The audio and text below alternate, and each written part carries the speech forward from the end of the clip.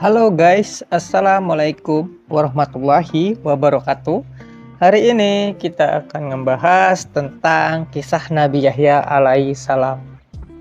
Nabi Yahya alaihissalam lahir ketika ayahnya yaitu Nabi Zakaria alaihissalam memasuki usia lanjut.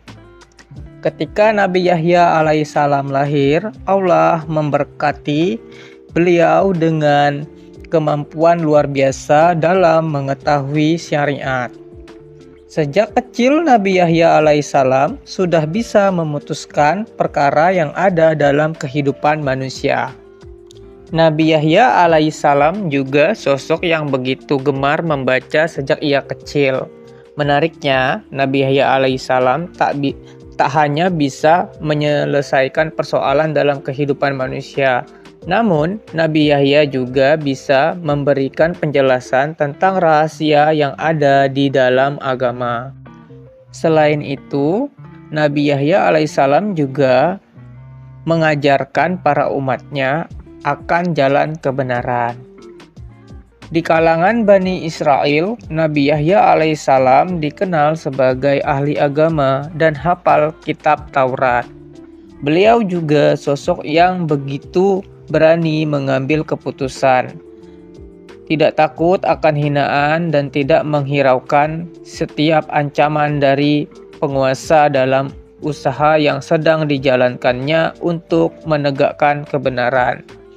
Nabi Yahya alaihissalam juga selalu menganjurkan orang untuk bisa bertobat, serta sebagai tanda pertobatan tersebut, beliau memandikan orang tersebut di sungai Yordan atau bisa disebut dengan mandi besar. Nabi Yahya alaihissalam diberikan nama Yahya langsung oleh Allah Subhanahu wa taala.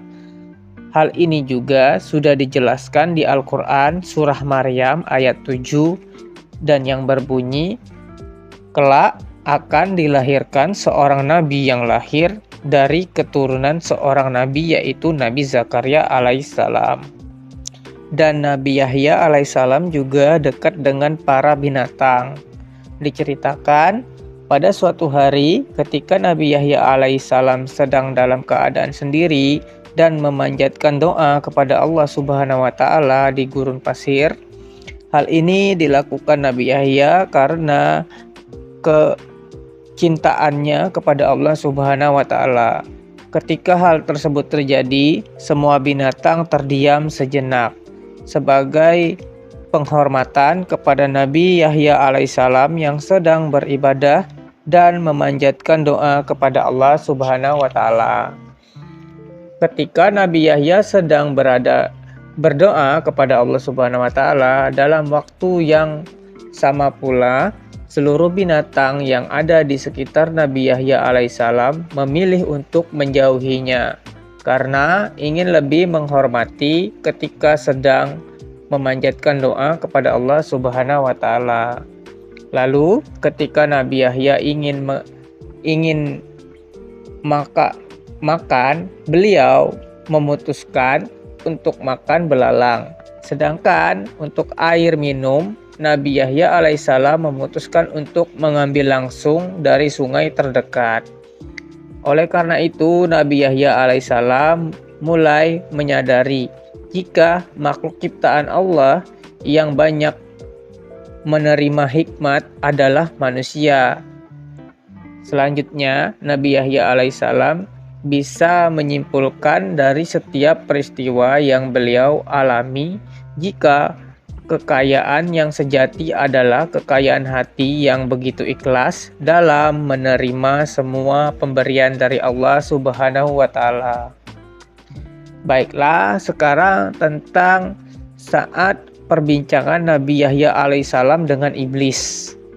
Suatu hari datang sesosok iblis menghampiri Nabi Yahya alaihissalam. Maksud kedatangan iblis kepada Nabi Yahya alaihissalam adalah untuk membujuk beliau dengan berbagai cara seperti membujuknya dengan nasihat. Akan tetapi Nabi Yahya alaihissalam tahu dengan maksud dan tujuan dari iblis ketika menghampirinya dan memberikan nasihat kepada beliau, yaitu untuk menggoda keimanannya. Karena hal tersebut, usaha iblis menggoda Nabi Yahya alaihissalam gagal seketika. Sebab Nabi Yahya alaihissalam yakin akan kedustaan iblis tersebut. Karena merasa gagal membujuk Nabi Yahya alaihissalam, seketika iblis pergi meninggalkan beliau. Namun iblis masih menginginkan harapan di kemudian hari dirinya mampu membujuk Nabi Yahya alaihissalam. Tibalah hari yang dinantikan sang iblis selama ini akhirnya terwujud. Iblis kembali menemui Nabi Yahya alaihissalam dengan tujuan yang sama, yaitu ingin menggoda keimanan beliau. Akan tetapi, upaya iblis dalam menggoda Nabi Yahya alaihissalam kembali tidak berhasil. Hal ini tak lain karena Nabi Yahya alaihissalam adalah salah satu orang yang dijaga oleh Allah Subhanahu wa Ta'ala. Baiklah, sekarang tentang kisah Nabi Yahya alaihissalam ketika menentang Raja Herodes. Kota Yerusalem pada saat itu sedang dipimpin oleh seorang raja bernama Herodes. Raja saat ini, Raja Herodes ingin melakukan pernikahan dengan kerabatnya sendiri, yaitu Putri Herodia. Paras cantik dari Putri Herodia memanglah sangat cantik, sehingga membuat Raja Herodes jatuh hati kepadanya. Karena hal tersebut, Raja Herodes juga tak berdaya oleh Putri Herodia. Sebenarnya, pada saat itu Raja Herodes juga tahu bagaimana hukum yang berlaku tentang menikahi kerabatnya sendiri.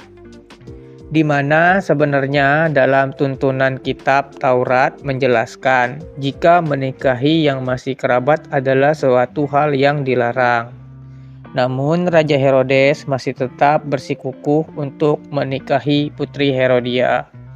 Para penasihat kerajaan sudah memperingatkan Raja Herodes akan hukum yang berlaku dalam mempersunting seorang kerabat adalah sebuah larangan keras. Namun, semua peringatan yang diberikan oleh para penasehat diabaikan begitu saja oleh Raja Herodes, dan ia memutuskan tetap melanjutkan pernikahannya kepada Herodia.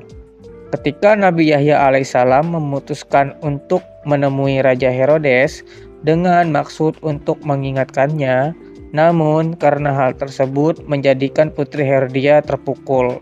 Tentunya mempengaruhi kondisi Putri Herodia yang terpukul membuat Raja Herodes marah kepada Nabi Yahya alaihissalam. Selanjutnya, Raja Herodes memutuskan untuk memberikan perintah kepada pasukannya untuk melakukan pergerakan penangkapan kepada Nabi Yahya alaihissalam serta ingin membunuhnya dengan rasa tenang.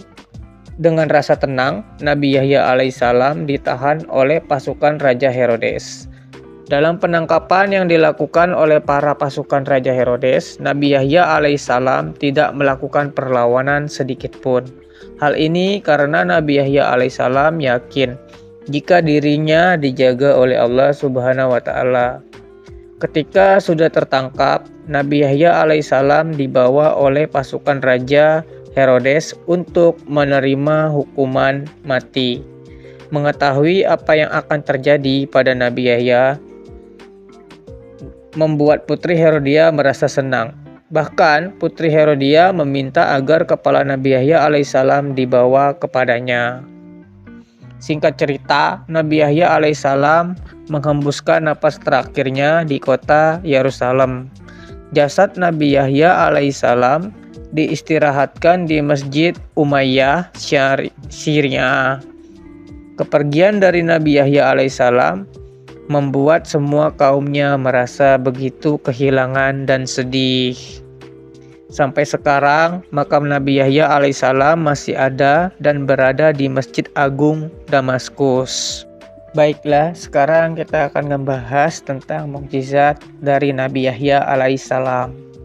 Yang pertama, Allah Subhanahu wa Ta'ala mengkaruniai Nabi Yahya alaihissalam kemampuan untuk mengetahui syariat serta memutuskan perkara sejak dia masih kecil. Yang kedua, beliau terkenal sangat rajin dan gemar membaca.